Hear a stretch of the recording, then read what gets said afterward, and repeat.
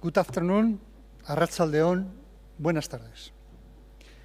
Es un placer para mí volver a participar en nombre de CAF con el Donostia International Physics Center en un foro tan apasionante como este que nos permite a todos ampliar la mirada que tenemos sobre el mundo que nos rodea.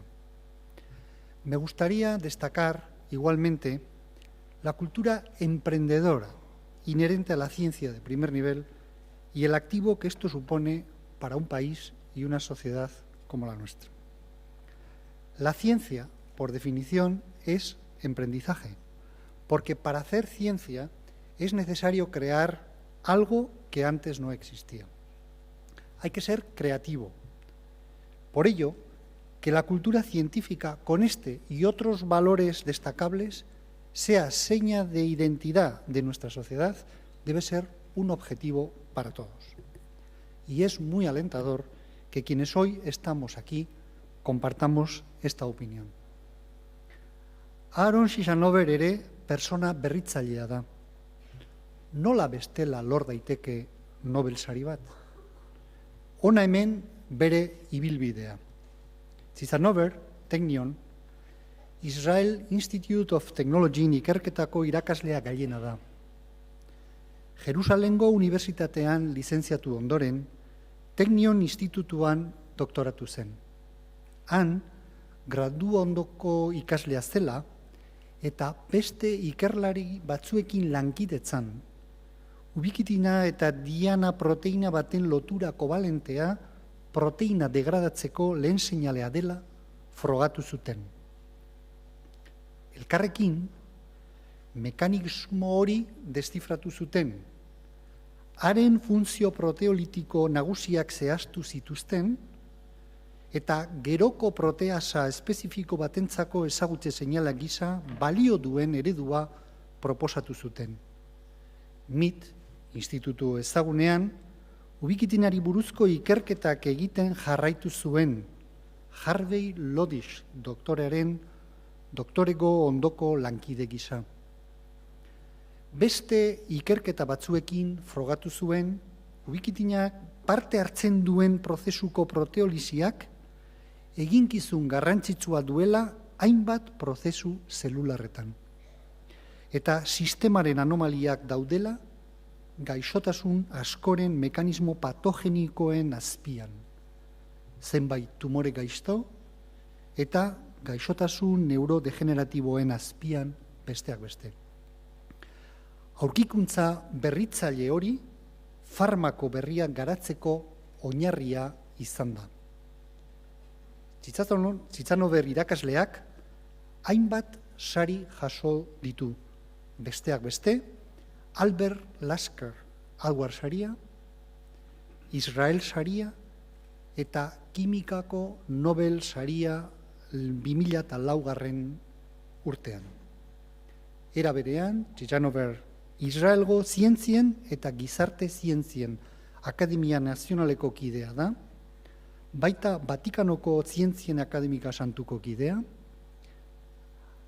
Amerikako Estatu Batuetako Zientzien Akademia Nazionaleko kidea eta Zientzien Akademia Nazionalaren Medikuntza Institutokoa kidea ere. Me gustaría agradecer al profesor Ciechanover que comparta esta tarde con nosotros, además del resto de las actividades en las que me consta participa en este Festival de la Ciencia. Su charla tiene un título muy atractivo: La revolución de la medicina personalizada. ¿Vamos a curar todas las enfermedades? ¿Y a qué precio? Professor Ciechanover, please, it's your turn. Thanks. Mila esker. Muchas gracias.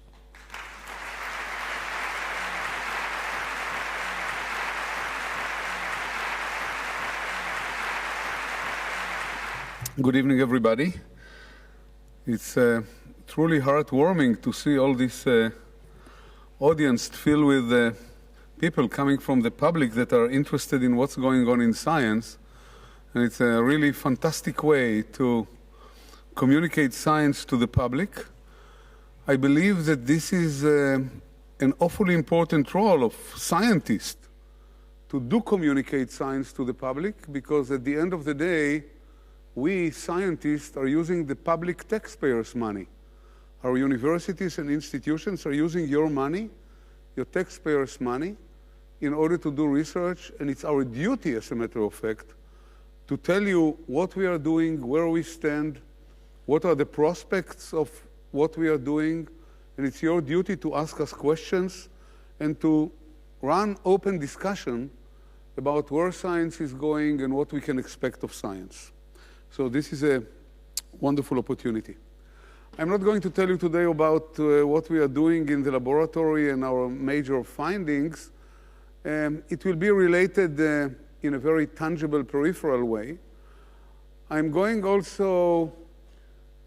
to tell you about a major revolution that we are all undergoing now that is basically touching on the lives on each and every one of us. And that's the revolution of personalized medicine. Unlike the previous talk that was on a huge scale of time, on several billion years of time, asking how the universe was created, I'm going to shrink my talk to, I would say, at the most, 70 years and much less than that. And it is basically about our own lives now, at present, on this very planet. So it's going to be very different in time scale and in magnitude from the previous lecture that you heard, and it will give you an opportunity to walk on a huge time bridge that connects why we are here and how we were created into our very present life.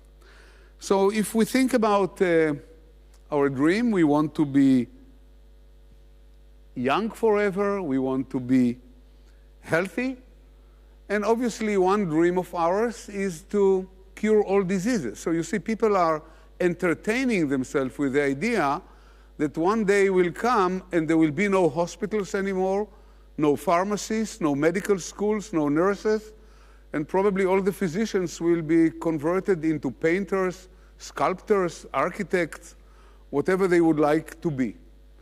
Now, is this dream realistic and materializable? I don't think that we can really prophesize, because we are fighting diseases and we are defeating diseases. And if we think of the major fights against viral diseases, think about polio, we defeated polio, we defeated measles.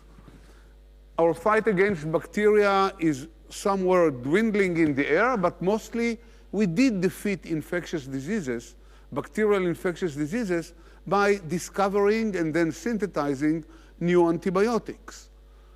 So we know the way to fight diseases, and the question is whether there will be an end to that. And I cannot prophesize that, because if I think about 110 years ago, people did not live so long as we are living today. About at the turn of the 20th century, the average lifetime of people was about 50 years. People died of infectious diseases. They died in the battlefield. Women died during delivery. And then they didn't have cancer. Why they didn't have cancer? Not because cancer did not exist, but because they didn't live long enough to get cancer. They didn't die of Alzheimer, not because Alzheimer did not exist, but because they didn't live long enough to contract cancer, contract Alzheimer's disease and other brain diseases.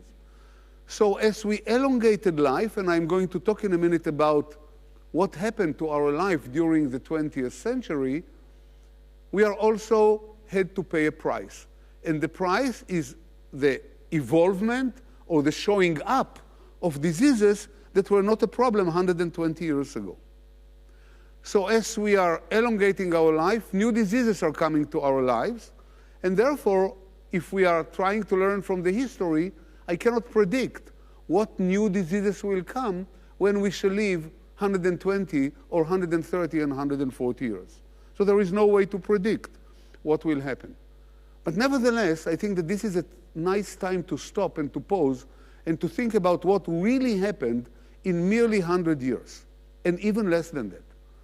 As I told you, at the beginning of the 20th century, people lived on the average 50 to 55 years. Now, we are at the beginning of the 21st century, And we are already in the developed countries are living 80 and 85 years. So the average lifespan, take few years more or less, depends also on the country. Japan is different than Russia, but on the average, in the developed country, most European countries, the United States, Canada, Japan, Australia, and so on, men are living about 80 years, women are living on the average 82 to 83 years. So we extended lifespan by 30 years. Is it a lot? Is it little? Well, let's make a comparison. The old Greeks and the old Roman and the old Egyptians that lived 4,000 to 2,000 years ago, lived on the average 30 years. The average lifetime during the time of Tutankhamun and Cleopatra was about 30 years ago. It took people, because of different reasons that we can dissect and analyze, about 4,000 years to add to their lifespan about 20 years and to extend their lifespan from 30 to 50. And then here, in the magic 20th century, within 100 years and even less, we extended our lifetimes by 150% more, 30 years, than people were able to do in 4,000 years. An amazing achievement. And we know to what to attribute it. We can attribute it to the development of medicine, X-ray, to the invention and discovery of antibiotics, to the understanding of diet, cholesterol, to development of sanitation systems, sewage, and so on, to understanding of the importance of our body weight, to the development of surgery, and so on and so forth. I can give you numerous reasons what happened during the 20th century that converted it into a magic century as far as lifespan is concerned. And we are still climbing up. We are now at the linear phase. We are adding about 1 month every year. I cannot predict how the curve is going to behave in the future, but with the current behavior, people that are being born today will add to their lifetime about 6 to 8 years. So people that are being born today will live about 90 years on the average, 88, 89. But the curve can be deflected to each direction. Each time we have some crisis, the Ebola, the SARS virus, and so on and so forth, but the curve now is linear. So let's talk about where medicine is standing today, what we are happy about, and what we are unhappy about.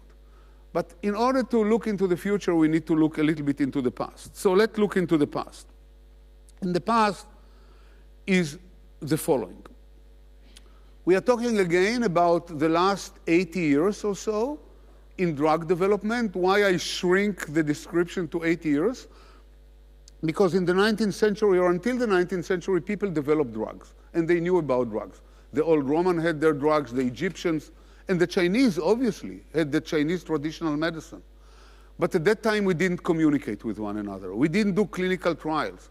If somebody had some drug that he discovered, he mostly kept it for himself, distributed in the community, telling it by hearsay to some neighbors or physicians, but we didn't have this modern communicative medicine as we have it today.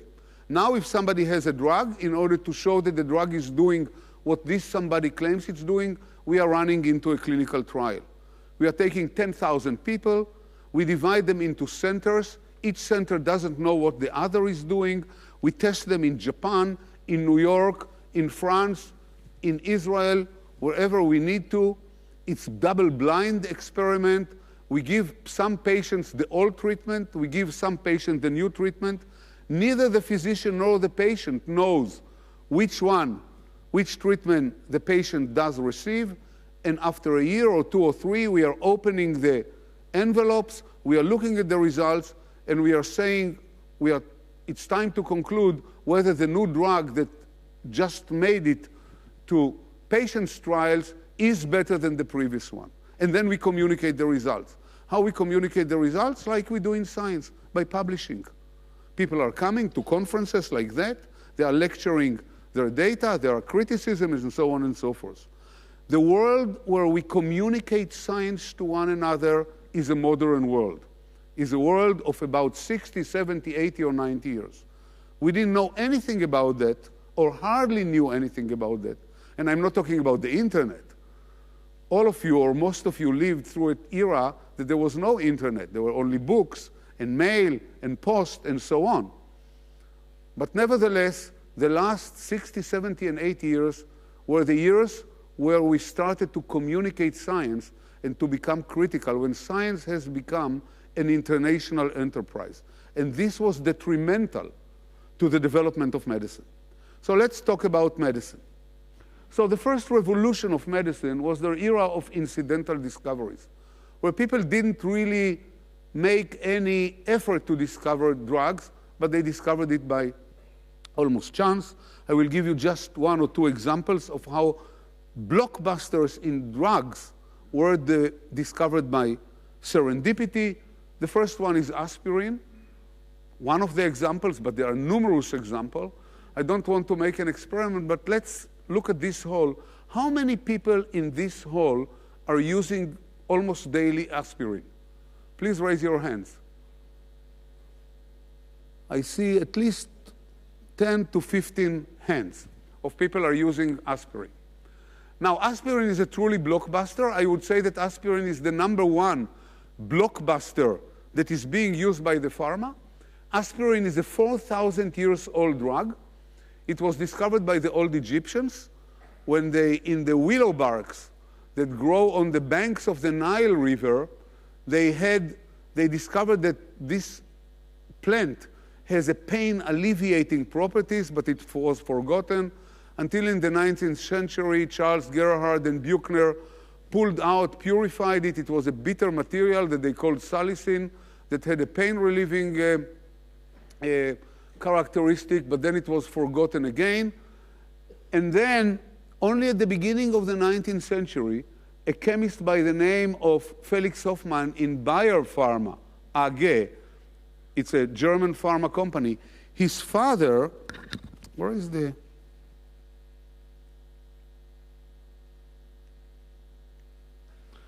His father contracted rheumatoid arthritis. Rheumatoid arthritis is inflammation of the joints, where the joints become swollen, warm, and mostly painful, and it's a paralyzing, devastating disease because the patients are basically paralyzed. They cannot button up, they cannot dry themselves after the shower, they cannot cut with a knife a piece of meat, they cannot eat.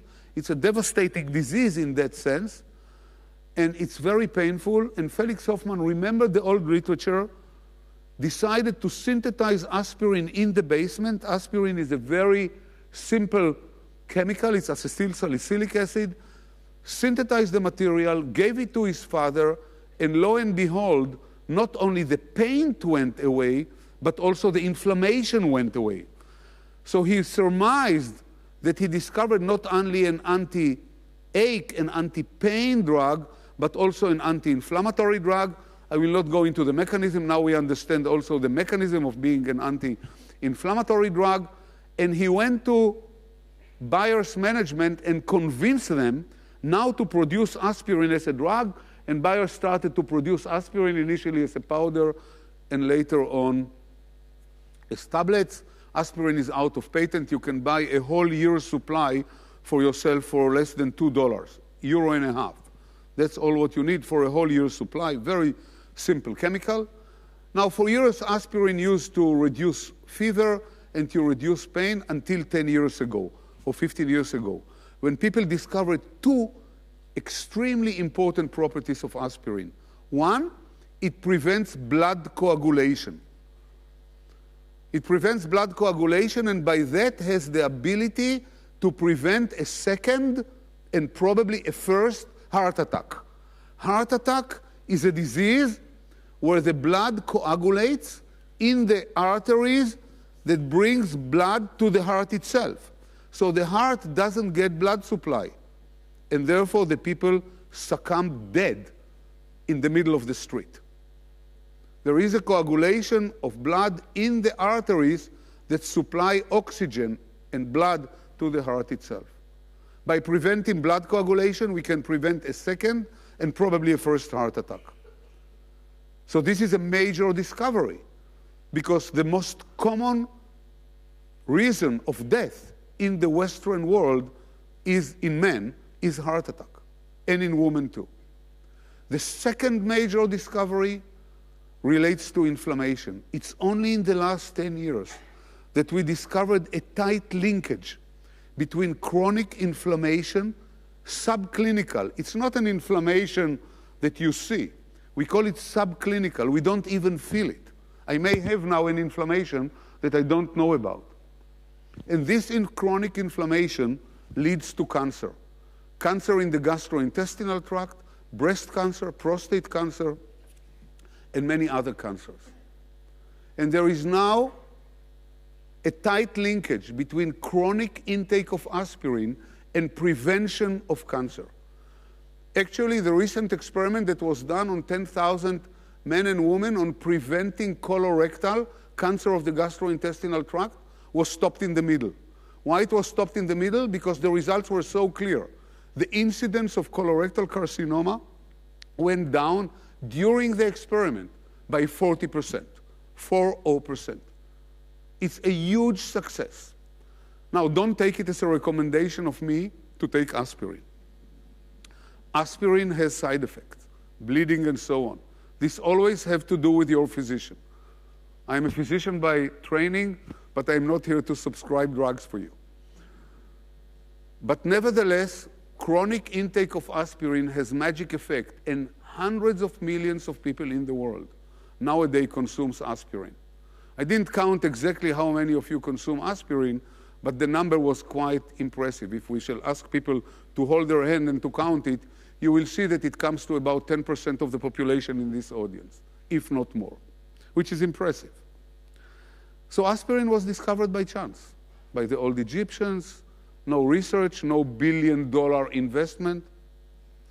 I will skip penicillin because of lack of time, but penicillin, I can tell you, that was awarded the Nobel Prize for Physiology or Medicine to Sir Alexander Fleming, Sir Ernst Chains, and Howard Florey, was also discovered by chance and revolutionized the world, because from that time on, people were able to protect themselves from infectious diseases.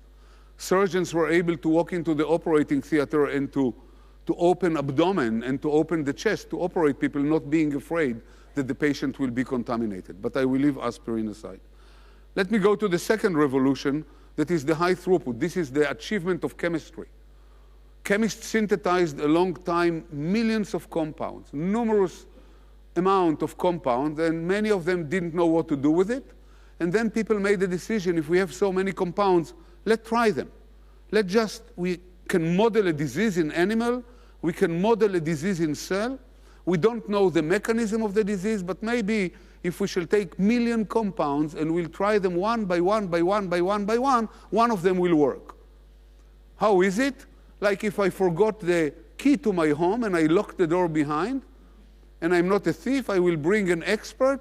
The expert will bring 2,000 keys, and he will try them one by one, one will open. Why? Because the company, Yale company, or whatever company that is making keys, makes so many keys. The assumption was that even God, or nature, whoever we believe, also made so many keys. We need many more keys in nature. We need 1,000,000, 100,000, and then we need to better them and to improve them. But there are so many keys, and one of the keys that open the door to the disease mechanism can be opened randomly by one of numerous compounds that were generated not for that purpose, by chemists. So there are libraries now, we call them libraries. Pharma companies developed automated systems. We take the whole library, we can grow cells and do models, we can model drugs, we can model diseases, and we try them one by one until one is working. This is not a drug yet, this is a lead. And then we are going again to the bench with medicinal chemists, and we improve the lead, we change it chemically, we make it more penetrable, more efficient, working in low concentration, and so on and so forth. So this revolution of the 70s to the 2000s reflect the major development that occurred in chemistry along these years. I'll give you again one example, statins that reduce cholesterol. If I shall make another experiment, how many people in the audience are using statins? Hands up. Quite a number, me too. I use it preventively. I didn't have a heart attack, but I'm a great believer in statins and their effect against Alzheimer and cholesterol metabolism in the brain, but we shall not go into it. Statins that prevent the generation of cholesterol, again, the same cholesterol that occlude the coronary artery. By the way, I didn't go into the pathogenesis because of lack of time, but what happens in heart attack is the following. It starts with cholesterol. You see this yellow lipid. The cholesterol accumulates in the tubing and creates a wound here by lifting the surface. On the wound, blood coagulates and then completes the job of occluding the blood flow in the coronary artery. Therefore, cholesterol, accumulation of cholesterol in the vasculature is harmful. And there is a huge research that has been done and still going on to reduce the level of cholesterol. What statins are doing, statins were discovered by Akira Endo, a Japanese pharmacist. They block the biosynthesis of cholesterol. They don't let cholesterol to be synthesized, and by that lower what we call the cholesterol burden, the cholesterol load, reduce cholesterol concentration, and by that help to prevent heart attacks. And I will not talk about the other effect of statins. Now, as aspirin is being consumed by tons, statins is the #1 blockbuster in dollar making, and the 2012 sales of statins were $40 billion, 10 to the 9 dollars. It's the #1 blockbuster dollar generator for the pharma industry. The patent is not off because there are new generations of statins that are coming all the time that are better and better, that can reduce the cholesterol better and better, and so on and so forth. Truly an amazing success. You can think about the millions of people that prevented for themselves heart attack, how much money, I'm not talking about life saves and family happiness, how much money it saved to the economy, to the world economy, to the health economy, and so on and so forth. The achievements is really staggering, really staggering. Came by screening. What Akira Endo did, he didn't know anything about the mechanism. The mechanism of cholesterol biosynthesis was discovered initially by Konrad Bloch, who got the Nobel Prize for Physiology and Medicine, and later on worked out by Mike Brown and Joe Goldstein, who also got in '85 the Nobel Prize for Medicine and or Physiology.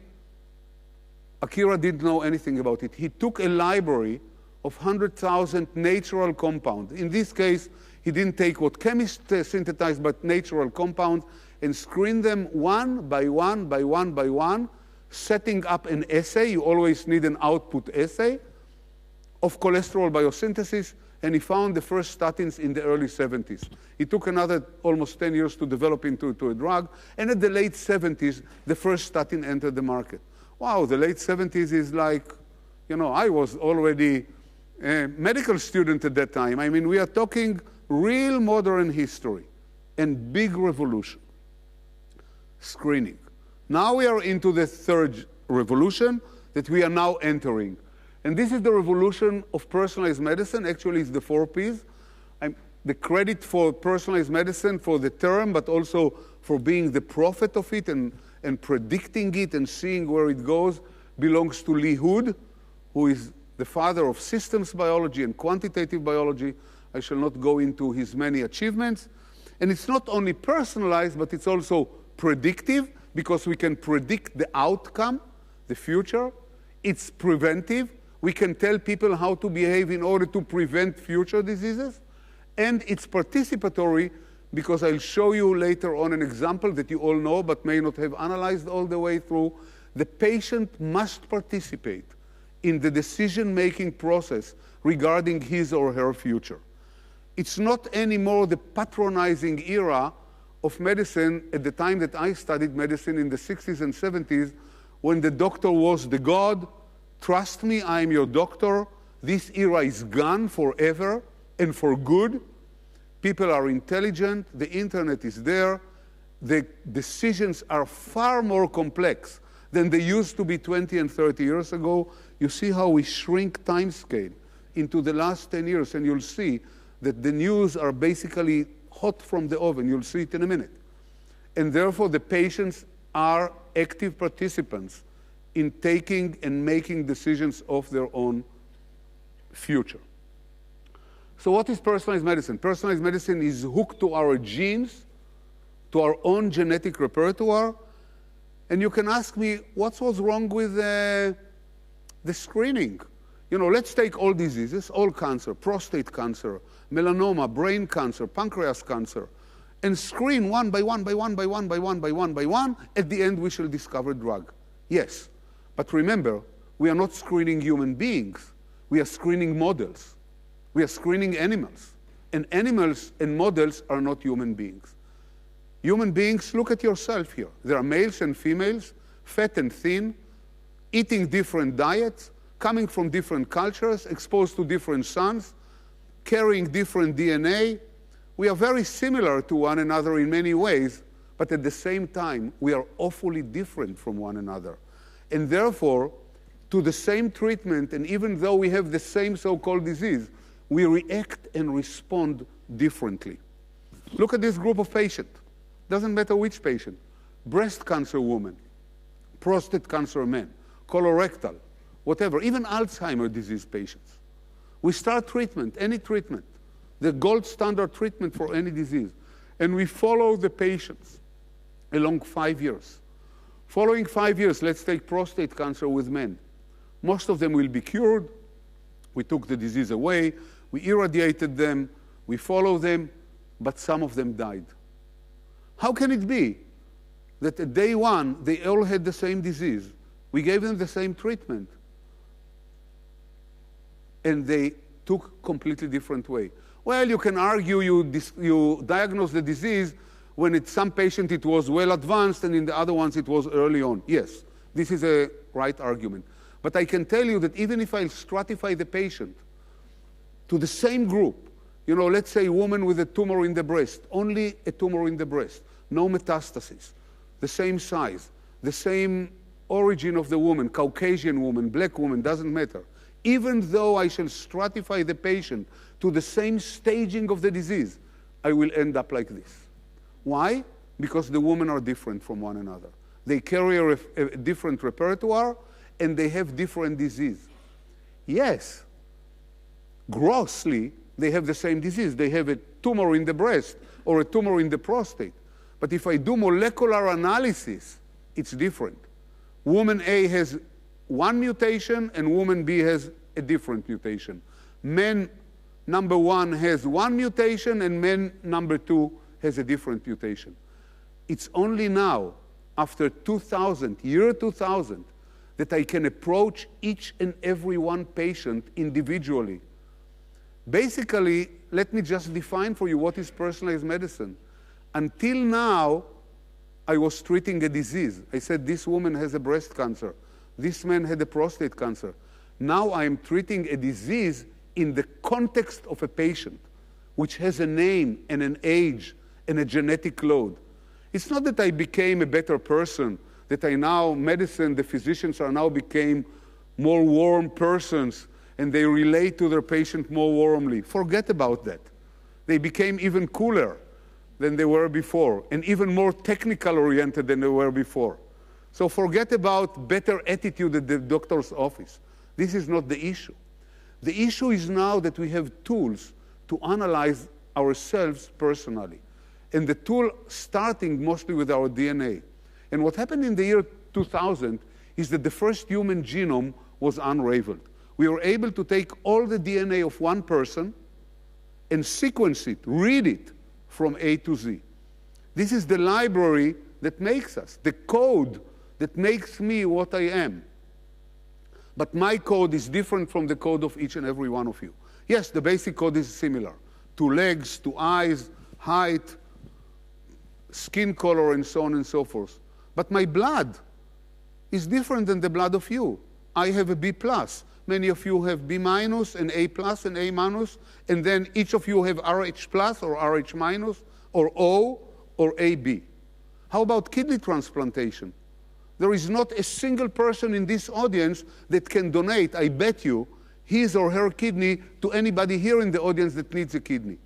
It takes a huge matching over millions of people in order to match one patient with a kidney to another. I'm not talking about twin brothers. So we are different. By two examples, just your blood type and kidney transfer, I showed you how different we are. Certainly we are different in our disease profiles, and therefore we behave differently to the treatment. So now I'm going to fit the treatment into the mutation. I'm going to discover the mutation, and above the mutation, without going into details, I'm going to go above the DNA, I'm going to the RNA, and I'm going to the proteins that makes us what we are, because at the end of the day, it's not the genes, it's the proteins, because when I'm talking to you and my muscles are moving, proteins are moving me. When I see you, the receptors in my eyes are all made of proteins. But it doesn't matter, they're all linked in a kind of a linear linkage. Personalized medicine is about deciphering the differences in the DNA between and among each and every one of them, of us, and finding out what is the difference and accordingly fit the treatment. And if there is no treatment, apparently for my disease, then at least I know the mutation, and in the future, in 10 years, some smart scientist and chemist will develop a treatment. But at least initially I need to have the roadmap. I need to have all the mutations that lead to breast cancer, all the mutations that lead to prostate cancer, and so on and so forth. So let me just show you one example before I go to the very end. Take two women with a breast cancer. Woman A and woman B. This is a biopsy that was taken by needle from the tumor and was stained. Doesn't matter. It was stained to the estrogen receptor. Doesn't matter. This woman has something, you can see it here, the brownish, that this woman doesn't have. What does this woman have? She has a mutated estrogen receptor. Therefore, this woman can be treated with tamoxifen. Tamoxifen is an anti-mutated estrogen receptor drug. This woman can be treated with tamoxifen, but it will be useless. We shall waste money, we shall waste time during which the disease will progress, and mostly we shall waste hopes of this woman. For this woman, we need something else. It can be the progesterone receptor, it can be the EGF receptor, or it can be something that we didn't discover yet. In order to discover, so you see, this is already stratifying the disease. We have already breast cancer A and breast cancer B. And I can tell you that we have breast cancer C also, the EGF receptor that is treated by Herceptin. I will not go to the mechanism. And we have D and E.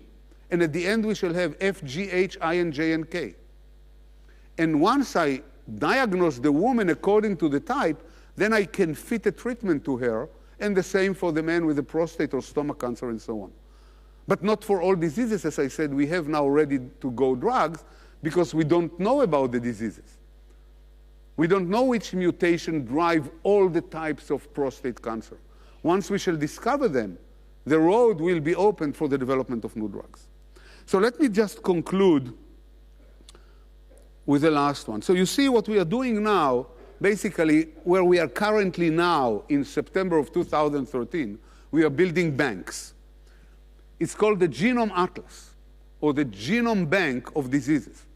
In this case, it's cancer, but we are doing it for all types of cancer, for breast, for prostate, for melanoma, for brain, for pancreas, for colorectal, for anything. We are doing it for Alzheimer's, we are doing it for inflammatory disease. Not we, the entire community.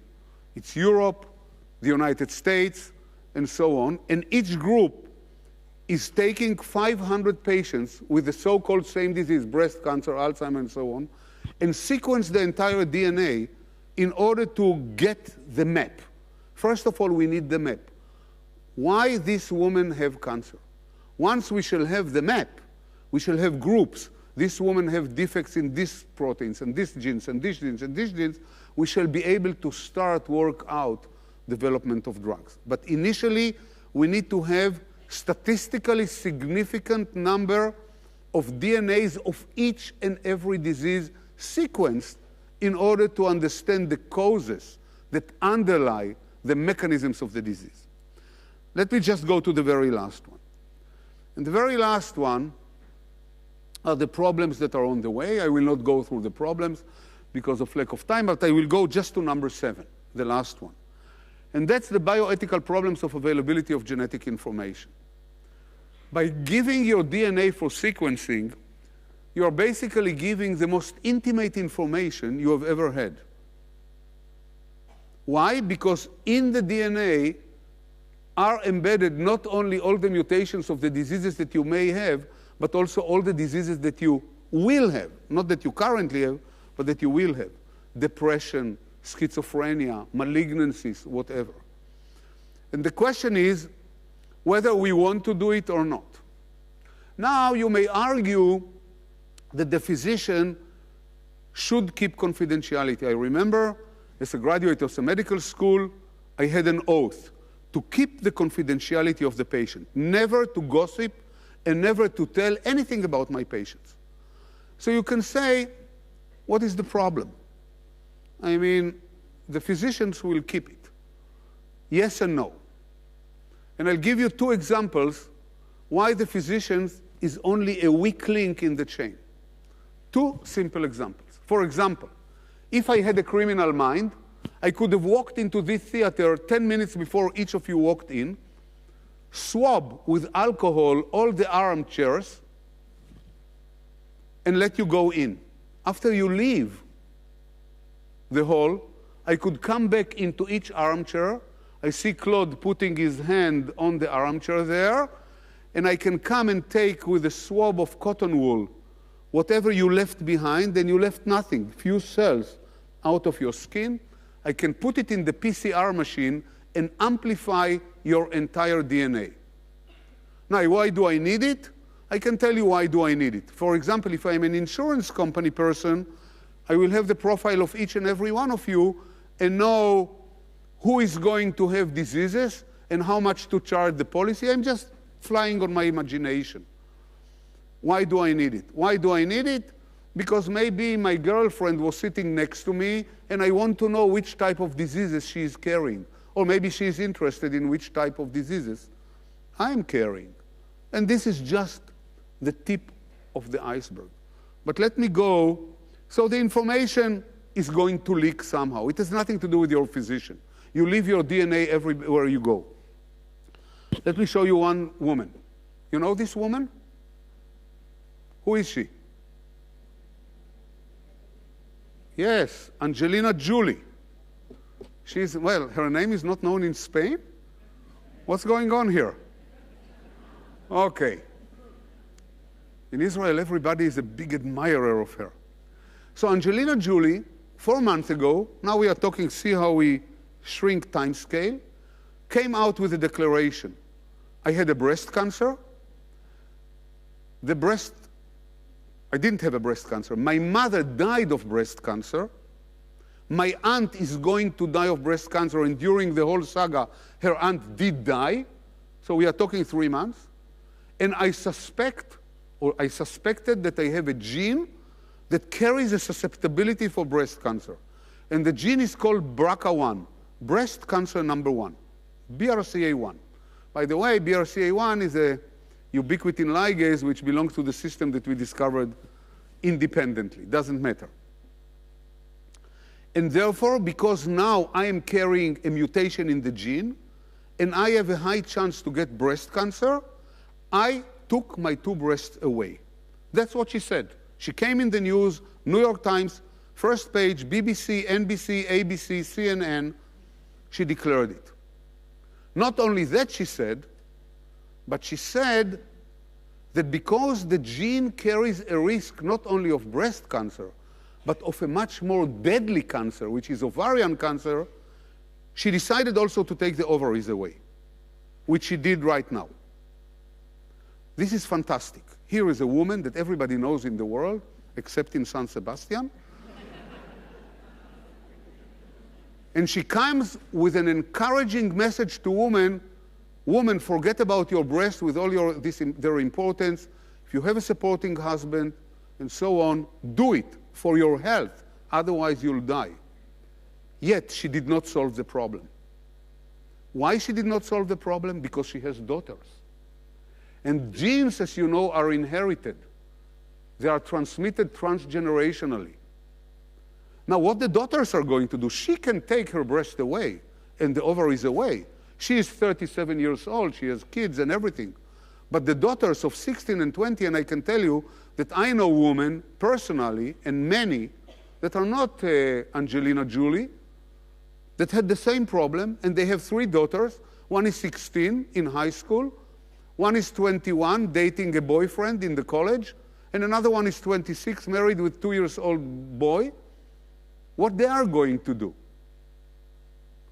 They are walking with a ticking bomb. First of all, they have the question of whether to go to test themselves. Are they carriers of the genes or not? And then if they are positive, what they are going to do? To take the breast away, to take the ovaries away, what to tell the boyfriend, and so on and so forth. Now, let me just conclude. I'm not here to frighten you. Absolutely not. Medicine will find solutions. Solution to defective genes will be replacement of genes. We are already there. Scientists already know to replace genes, not with safety. The road is still long, but at the end, we have a great interest in science to replace mutated genes with healthy genes for many diseases, not only for cancer, for many diseases. So there will be a solution. It just tells you that we are walking into a very exciting era in which we shall be able to really fit the treatment, and the benefits are going to be huge, to the needs of the individual patient, to predict diseases and to tell the patient you may have in 10 years heart attack because you have genes that are defective in cholesterol metabolism. So we recommend you already now, before you have the disease, to reduce your cholesterol, to reduce your weight, to take care of your hypertension, and so on and so forth. And at the end, which is not that far away, see how fast medicine is moving, we shall be able to cure all the diseases that we can predict now will occur in 10 or 20 or 50 years. Science is truly amazing. It's truly amazing, and it's truly exciting to live during these days and to see this wonderful development with all the risks. And risks are risks, you know. 100 years ago or 150 years ago, people did not die because of road accidents. We developed cars, and we took the risk of developing cars that can be killed on the road. We develop airplanes with the risk that airplanes can be crushed, and so on and so forth. We don't stop science in order to avoid risk. But in democracies, we have checks and balances that make sure that science is being used only for the good. Alfred Nobel invented the dynamite. Think what we can do with the dynamite. We can kill one another. But on the other hand, can you imagine the world without a dynamite? We are paving roads. We are drilling wells of oil, of gas. We are building bridges over waterways. It's all up to us in the free society to decide what use we are making with science. And if we are doing good, all of us are going to benefit. Thank you very much.